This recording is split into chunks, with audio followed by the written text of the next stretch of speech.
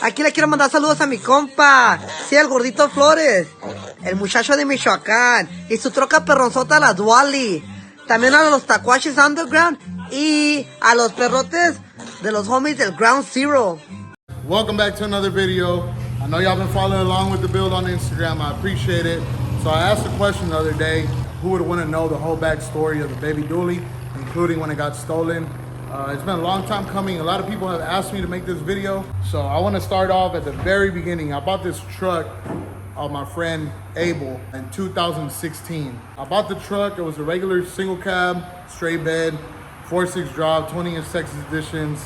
So it was a nice truck. It was a little fixed up. So little by little, I started adding little things onto it. I did an HD hood. It got to a point where I blew out my transmission. I had it sitting in my driveway. I was literally parting my truck out, selling pieces off. I had sold the HD hood. I had sold the grill. I bought a step side bed for it. I traded my cousin for his straight bed. And then I finally started getting my shit together, started fixing back up. I threw an HD front end on it. I ordered my first set of new wheels ever. There's some 24-inch Escalade stocks. And then from there, I started saving for my billets. Back at that time, 12 wides were considered, now people riding on 16 wides. That was the biggest lip. So I ordered my set. It was 26 by 9s, 26 by 12s. So a lot of people also asked me, what made you want to turn it into a baby dually? How did it become the baby dually? For a long time, I always liked the Phantom dualies. So back in the days, it started off on C10s, but they actually would swap the whole full axle and convert it to actual dually wheels.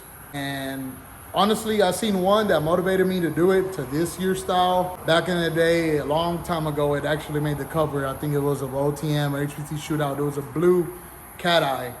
Had the tow mirrors, so it was like a sonic blue, and it was beautiful. So I found a guy out in Dallas, and he kind of gave me the insight of what I needed to make the bed. I asked him if he would sell me his bed, but he said that he wasn't ready to let it go yet. A couple months go by, Harvey happened. I left, and I headed out to Plano, Texas, which is near Fort Worth in Dallas. The guy with the bed actually sent me a text, and he said, "Hey bro, I'm thinking of selling the bed. Are you still interested in it?" So that same afternoon, it was around 7 in the afternoon, him and his buddies helped me put the bed on, and it came home as the baby dually. That's how it happened. I got lucky. It was the same color. It had the raised floor. The gas door was shaved. It was perfect. Brought it home. I took it to a meet down here. Next day, went and dropped it back off to Regicide. He started cutting into the firewall, doing all the upgrades on it. Whenever he finally slammed it and put the wheels back on, he posted a picture and it automatically broke the fucking internet. He was finishing last minute details. The way that it got stolen was my gas cap is on my bed floor. He didn't know, and I had forgot to tell him that where the hose was hooked up to where you put the fuel in wasn't all the way tightened. So that day he had moved the truck outside while he worked on other customers' vehicles. It rained, so by the time he was ready to drive it back in, it wouldn't turn on. It had water in the gas tank.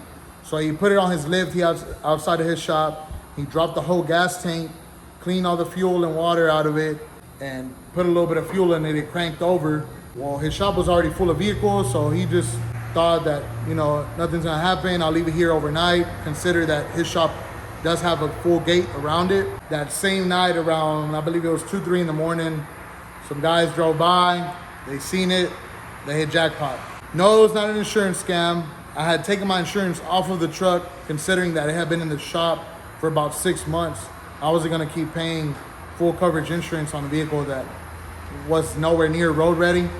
Pretty much when I got all the information down, it was not an inside job. Halsey didn't have nothing to win by being included on the jacking on it, considering that I had only paid him half of the money up front and the rest was gonna be paid when I picked up the vehicle. There were just known ratas in the area. That's what they do. They drive around all night and see something that they can hit. They started it right up. They popped the lock. They took it. The way I found out was Sunday morning, Ozzy goes to his shop, and at the time, Ace's muffler was they still had their location right next door inside of the same gate. So one of the guys went and told him, like, "Hey man, did you come here last night? Whatever." Because we found the gates open and the chain was just laying on the floor. So he's like, "No." So right away he noticed that my truck was missing. So he thought that maybe for some crazy reason I had went to go pick up my truck and I cut the chain. So he went inside, my keys were there. He calls me, this is like Sunday afternoon around 3 o'clock. Right away, as soon as I heard his voice, the tone of his voice, I knew that something was wrong. He said, hey man, I gotta tell you something. I'm like, what's going on? He's like, your truck is gone. I said, I'll be there in a minute. You already called the cops? He's like, yeah, cops are on their way. I'm making the police report right now. I called all my cousins. We take off to Houston. On the way to Houston, I made a post on my Instagram that didn't have a lot of followers at the time. I think I had like maybe 1,800 followers. I posted on my Facebook. I posted it had gotten stolen. If anybody had any information, give me a call. I'd offer a cash reward depending on the information you had and depending on how I found the vehicle. I'll conserve their information for safety purposes. Somebody called me. They say, hey man, I know who has your truck. So I said, give me the address. They're like, no, I can't give you the address. You know, let's meet up. We'll talk about it. So I told them right off the bat, I said, how much do you want? They said, nah, I don't want no money. I just want to help you out. At one point, it did run through my mind that maybe Ozzy might have had something to do with it. But then I really thought about it, and it's not worth it to him. He's always had money. Since I met him, the guy has had money. He has no reason to be involved in funny business like that. So by the time I got to his shop, I already knew who had it. Did some investigation, started getting people's addresses, people's numbers, people's names. I'm glad I didn't do anything crazy and risk my freedom at the time I wanted to, but in the long run, man, it's not worth it. Whenever I recovered the truck, I got the cops involved because my truck wasn't the only one there. There's about 8 other trucks that were inside of that private property that were also stolen. I found my truck. It was just the cab. It had no front end on it. It had no bed on it. It was gutted, man. My wheels were gone. My center console was gone, cluster, my system, amps, all that was gone. I found my bed. Got a hold of the guy, and cops actually ended up arresting him. While we're there recovering the truck, the dumbass pulled up. Unfortunately, the way the justice system works in Houston, there's just so much crime, man, that they don't even take it serious. I believe they booked him on fucking bonds and shit that he had.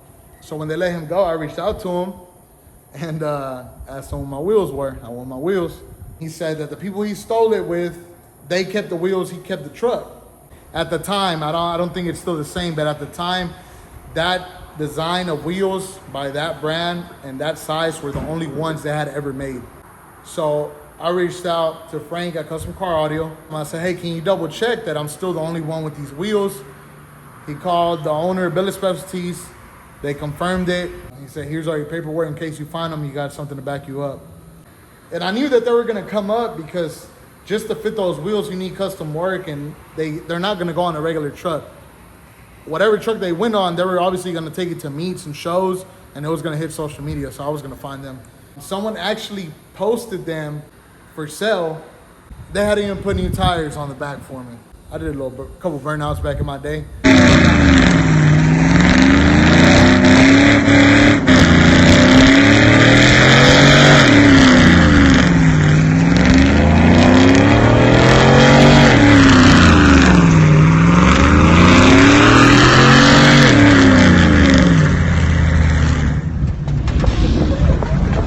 So I started doing more investigation. The guy actually owned a shop where they do a lot of engraving and polishing and stuff like that. I got my cousins together again. We had a little meet that night, planned it out. We downloaded an app, used the fucking Dallas number to text them, told them that we had some wheels, we wanted to bring them for him to engrave them. He said, okay, I'll come by tomorrow. We headed out to Dallas, I believe at like 6 in the morning the next day. Go out there, went in 2 different trucks, sent him a text like, hey man, you know, we're here. I was like, I'm here to drop off the wheels. He's like, okay, where they're at? I'm like, you know, they're in the parking lot. You know, help me bring them down. Start walking out to a parking lot. I stopped them. I told them, I said, hey bro, I'm gonna tell you the real reason why I'm here. If you don't know me, you might have seen the truck on social media. You have my rims. My truck was stolen a couple months ago in Houston. Right away, this I knew he had something to do with it because he said, well, how do you know they're yours? He put his guard up. So I pulled out the stack of papers. I was like, here you go. Like, we can do this the easy way. I don't even have to get the cops involved. You can just hand them over however you want to do it, or we can do it the hard way. So he starts looking at the papers. After he had just told the guy I sent in there to see if the wheels were there, he had told him that he had bought that C10 that was sitting out front and the wheels as a bundle deal from Houston a couple weeks ago. When I approached him about it, he had a blank look in his face for a little bit, and then he said that there were customers' wheels. Someone dropped them off to get engraved. Gotcha, bitch. I said, all right, cool. Call him. As soon as the guy answers, he starts walking away, comes back, and he's like, yeah, that guy said he'll call me back in a little bit. Cops ended up getting there. The guy was like, look, man, I'm not going to let you take them just like that. I'm like, all right, cool. He had a camera, so I didn't want to just take the wheels because technically, even though the wheels are mine, if I go to his shop and take them like that, he can call me in for theft. Right away, the cop asked what was going on. I told him the whole backstory. He asked me, you have any pictures of these wheels on your truck? I said, shit, man, I got plenty of pictures of these wheels on my truck. Showed him all the pictures, and he started talking to the guy on the phone. The guy gave him a name. He told him he was out of town, gave him an address, phone number. So the detective said, I'm gonna confiscate these wheels. What's gonna happen is I'm gonna give y'all a court date, and both of y'all bring y'all's evidence, y'all's proof, what y'all have of why these wheels are yours, and we'll let the judge decide. You lucky on that day I was acting cool, cuz. I told you I ain't got time for that, but nigga, today I got time, cuz. Nigga, what's up? How gangster are you, cuz? How gangster are you, nigga? I'll show you how gangster I am, nigga. You can drop off your kid and run my fade. I leave, the detective calls me, and he's like, yeah, man, I don't think that guy's even gonna show up to court. I just ran his name, it's not popping up in the system with the date of birth. The address he gave me is to a shopping center somewhere in Dallas, and I tried to search up the phone number, and it's a prepaid phone number. Drive back home, I posted that I have found the wheels. That shit started blowing up because it's very rare for people to find their truck and find all their shit. And the people that do find their truck, I even help people out here find their truck when they got stolen and they just didn't have enough balls to go and get their shit. Simple as that. I had people hit me up, man, how much for the info, this and that. I know who be stealing shit. Told them their info, literally drove by there, seen their truck, and they didn't stop. They let the motherfuckers keep their shit. At the time, I had my truck. Hazy at Red Side had helped me rebuild it. He bought me a front end. He bought me the door. They even fucking took my fucking AC blower.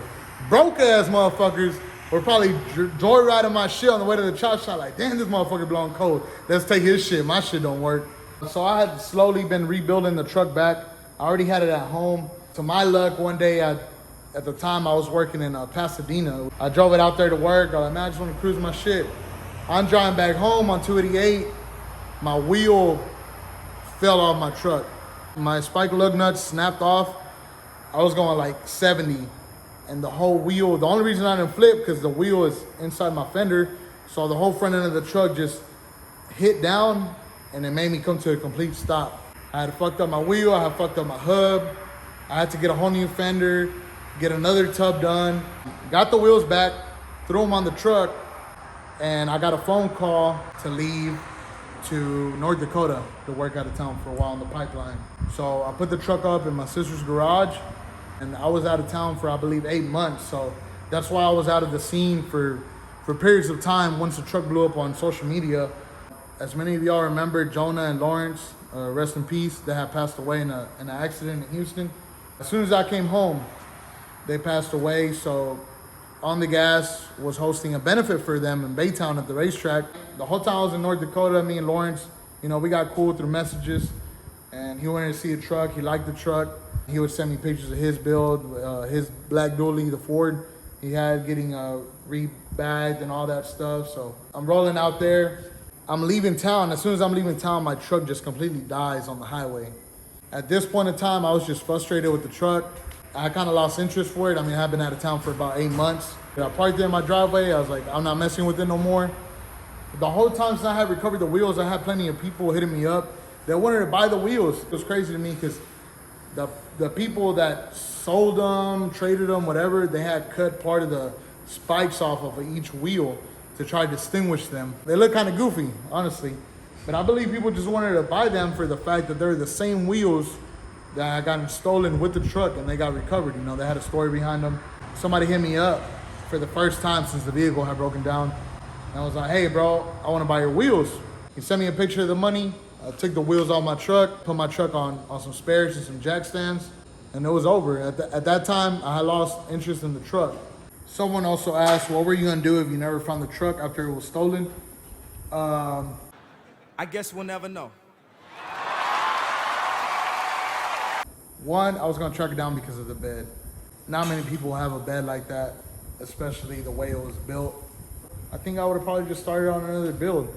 It's a dream I've had since a kid, not necessarily just built like this vision here. I probably waited a couple years and done other stuff, but I would have built something else sooner or later. Someone said what's done to the motor, trans and rear end. As far as motor goes, we did a 232, 234, Texas Speed Cam, 110 LSA, LS7 lifters, dual titanium springs, new push rods, aluminum, the high rise manifold, did a high pressure oil pump, transmission, it's like a stage 2, bigger bands, bigger clutches, shift kit, 3200 stall, and differential, it's 411 gears, full rebuild. Shout out to LFTW, they did the rebuild on it, they did the posi on it, put new bearings. Someone also asked, what would I do differently? I would have waited on doing my sound system until I'm ready to fully do it. There's nothing wrong with it now, I just want a lot more quality to it. That's how you keep spending double. I think I would have probably just bagged out the front from the beginning. I hate bags because they're a pain in the ass, but it's even more of a pain in the ass to drive stupid low and not be able to turn so much. So we'll keep going. Now here comes to what really inspired me to bring the truck back. As many of y'all have seen my post about my best friend Andrew. He's on the plates, RIP Drew. We met in orchestra class, this was 5th or 6th grade. And he used to always get so excited. He liked trucks, but he didn't really mess with them, I guess, as much as I did. Whenever my social media started blowing up, he would brag to everybody about me. He loved the truck. He loved what I was trying to do. He was one of the very few friends, genuine friends that you hardly ever get, that just never has envy towards you. It doesn't have to be putting them in a bigger place as you better yourself. They're just happy to see you become a better person. He had always had health issues since we were kids. In April, he ended up going to the hospital. They induced him in a coma. At the time, the doctors, they thought that he was gonna be okay. He was there for about 3 weeks. And one day his dad called me and he was like, hey, Nico, you know, we thought he was gonna get better. The doctors just told us that he's not, you know, took his feeding tube off and you need to come say your goodbyes. I didn't know what to do, man. You know, your best friend, they're telling you you gotta say your goodbyes to him. I was just standing there in the room holding his hand. I didn't know what to tell him. And one promise I made him was that I would always look over his family and, you know, his little brother, Aiden, shout out to my boy Aiden, that would be good, man. And as long as I was alive, I'd look after them and I would keep his name alive. So I promised him that I would bring the truck back and I would win a trophy in his name. Said my goodbyes to him. 2 days later, he passed away. I got the honor to be one of his pallbearers. So, you know, I carried him to the end, man, literally. At this point, I fixed the truck up and I literally picked it up, I think the day before OTM. Then I started thinking, man, it's time to go back to the drawing boards. You know, I made my friend a promise. I'm not gonna keep his name alive by just throwing some fucking rims on the truck. I started thinking to myself, what can I do, you know, to be a little different? That's when I met Eric. Shout out to my boy Eric, one of my sponsors, Next Level Eric over at Castle Manufacturing. He sent me a message and he said, hey man, I'm hosting my first ever car show, you know, out here in Cali. I'd like to invite you, bring your truck out here. But me, I've always been the person, I know my own lane. I've never tried to compete with other people when my truck just wasn't there. So I said, man, how the hell am I gonna go out to California? They got lowriders, they got crazy ass paints. I need a paint job because the truck had been scratched when they got stolen. And I got recommended this guy out here. He's local. He's about 30 minutes from me. I went to go talk to the guy. He was excited. He's seen the truck. He's seen the truck in person. And at first, he was just going to paint it the same color, but throw a little pearl and throw a little flake into it. So I said, when do you want me to drop it off? I need it by May. At the time, it was like middle of February. So he's like, man, drop it off next week. So I started thinking, and I'm like, man, I can't just get my color painted the same color again. I used to even tell my friend Drew that, man, I was gonna roll candy. I was gonna have a candy truck. I asked the guy, I said, hey man, if I wanted to do candy instead of the same pewter with pearl and flake in it, can you do it? Right off the top, he said, yeah man, I can do it. I sprayed candy before. Showed me one car that he had done candy. It looked good from pictures. And he said, yeah, man, I can do that. Ain't no issue. Took his word for it. Everything started good, man. He started sanding on it. The second week there, that the truck was there, I had ordered the whole shipment from Tamco. And the deal was that I was gonna buy every single material, whether it was thinner, sandpaper, plastic to cover up the truck, whatever. I was just paying him for his labor. And I told him I needed the firewall painted too. And he said the best advice he can give me was to pull the motor to paint the whole firewall good. So he kept doing body work on it. He kept sanding on it, priming stuff. And then out of nowhere, it just stopped. I'm trying to understand the guy. I always try to understand people I'm doing business with. Maybe he's trying to knock out other jobs to, get some money, which that's cool with me, He moved my truck outside. He always had it inside. He moved my truck outside. I even sent him a customer. Sent my boy Ricky's truck. And he did that one. So I told him, I was like, all right, bro, when's the time for my truck to go in there? Shit, right after this one, bro, I got you. Didn't happen. He finished my boy Ricky's truck. Kept bringing other cars in there, doing bumpers and hoods. So it finally comes to the point where I start hearing from other people that he's saying that I hadn't given him no more money, that's why he wasn't moving on my truck. And I'm gonna tell the story. I'm not trying to talk bad on nobody, but I'm trying to make y'all understand the whole process of this truck and why it took so long. I'm starting hearing rumors that he was telling, people will come by the shop, man, and on some humble stuff, this is the biggest project he's ever laid his hands on. So he would literally even have people coming by the shop like, oh man, when's this truck coming out? They knew it was gonna be candy. I had never told nobody the color. And, he started telling people, I haven't gotten no money until he gives me more money. I'm not touching it. I reached out to him and I was like, hey, bro, what's going on with my truck? By this time, the show had already passed. So I'm like, I need it done by my birthday, which is in late September. And he's like, man, bro, I need some more money. What? Bro, what are you talking about, man? So now I'm mind blown because out of the labor that he was initially charging me just for the paint job, I had paid him about 95% of the full labor price. And I learned the hard way. I heard it from plenty of people, like that's where you fucked up. But then he started looking at it, was like, damn, I really don't have that much money left to get paid on it. Now it's a loss of my time. Later on, towards the end of the year, I found out he's still telling people the same story, that I owe this guy money. He didn't know that I had a whole list and dates of when I had gave him each amount of money. He said, you know what? Of what you gave me, I need to double up my price on labor. That should have been my first red flag. I should have just took it then. I'm still trying to understand this guy. So I told him, I got your money ready, bro. Whenever you're ready, call me. Kept my truck outside. It was in pieces. So I started thinking to myself towards the end of the year, like, you know what? I'm starting off this new year fresh, 2022. The truck is getting done with him or without him. I started reaching out to painters. Had people just straight bullshit me, man. All these people on social media that they talk about that they do candy, this and that, all ghosted me, man. It wasn't even about the money. I told them, like, name your price. I'll take it to you, finish it. There's a lot of good painters out there, but they just don't spray candy. Candy is very delicate.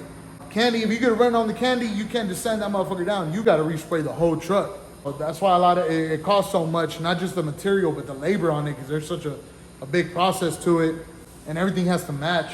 So that's when I met my boy Mo. Shout out to Mo. I met him on a Facebook group. I could tell off social media when he would get a car in, when he would turn it in. We met, started telling him a little bit of the history of why it was in the state that it's in, what kind of needed to be done. Next day, I texted the painter. At the time, my first painter. I texted him about 2 o'clock. He's gonna be at the shop today. Opened it, left me on red as usual. Never had communication with this dude, man. I left, I sent him a text. It was like 5:30. I said, hey man, I just stopped by the shop and I'm letting you know I'm taking my truck. Get home, it's about 9 o'clock at night. Sends me a text and he's like, oh, no worries, I'll have your truck outside the gate by the night. So I'm like, damn, like after this dude did me dirty, he's still in his feelings that I want to take my shit. Get there, my paint's not outside and my money's not outside. I went in, I grabbed my paint. I didn't steal nothing from this guy's shop. He gets there while I'm grabbing my paint, gets even more upset. I told him I'm not breaking into your shop. I'm simply getting the shit that belongs to me. So I asked him about my money. I asked him about my parts. He got offended by it and said, I'll have your money by tomorrow. Go back the next day. Didn't have my money, didn't have my parts. Said he got busy. He said, come back the next day. He has all my parts together by the gate. Gave me my $700 and left it at that. As y'all can see, I'm driving it around now. Mo went above and beyond, man, on what he did. Not many painters will do that, take in somebody else's unfinished work and use the materials that you already have.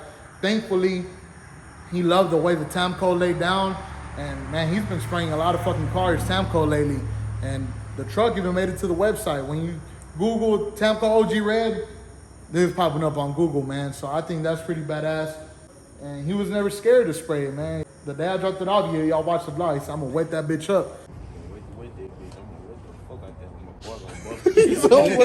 Also, I had like 3 people ask me, what made me get into this game? My brother-in-law got with my sister when I was like 4 years old, man. And he's always been pretty much my father figure to me. And since I can remember, this dude has always had customized vehicles, a bagged out C10, Cadillacs on 22s, man, Tahoes on 22s. Just cool shit, man. Seeing that as a kid, that made me want to grow up and be like him, honestly. He's actually the only person that has driven this truck since it got completed. And I still tell him to this day, it's all your fault. It's all your fault. I'm addicted to this shit now. I want to do this vlog because people always ask, man, what's the backstory to it? And a lot of people know the story of how it was stolen and how it was recovered. And honestly, that's how it blew me up on social media. But there's other stories of, you know, like my best friend Andrew. A lot of people just don't even want to ask. You know, they see the plates and they see my post about him. I actually have 2 last questions to answer. One of the questions is, what made me choose this color? So I always knew I wanted candy. I considered blue. I just wanted something where you can automatically see it in the sun or even in the dark like this, and you can see that it's candy. And I love red. It just makes it look elegant. The other question is, how long did it take me to build the truck or to get it to the stage that it's in right now? Now I've owned the truck for 6, going on 7 years. I guess you can say maybe 3 years. If I were to start building on it and not stop until now, it'd take about 3 years. I had a lot of people tell me, well, why are you dealing with these bullshit shops? You wouldn't be in that situation if you just did all the work yourself. And that's pretty much impossible on everything that was done to this truck. I can't paint it myself. I can't powder coat it myself. I can't strip it down to bare frame by myself. And if I did do all that myself, if I even had the time to do it, it would have taken me a lot longer than what it did now. Shout out to Chops. He did all the mechanical work, majority of it. Shout out to Next Level Eric. He sponsored me on a couple pieces on it. Shout out to Blue Line Coatings, LFTW Wheels, and anybody else that helped out along the build. We're far from done. It's time to enjoy it for a little while before I start fucking with it again and having it parked for a little while stuff gets done. So thank you for everyone who watched the video. I hope you guys enjoyed it. Don't forget to subscribe to the channel. Follow the TikTok, follow the Instagram. It's the exact same as the YouTube. Catch you guys on the next one. Peace.